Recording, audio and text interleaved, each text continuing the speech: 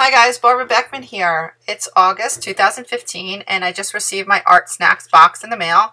It's a pretty cool box this month. It came with a little sketchbook and a Zig cartoonist brush, which was really kind of cool, and a little acrylic ink in an eyedropper bottle, and Simply Simmons paintbrush. So I used all of the products that came in it, and I did a little mini journal page at the end with the little book, the little notebook. And I just added some colored pencil and some watercolor that I had at the house in my studio to add some color to the page. But otherwise, I just stuck with what came in the box.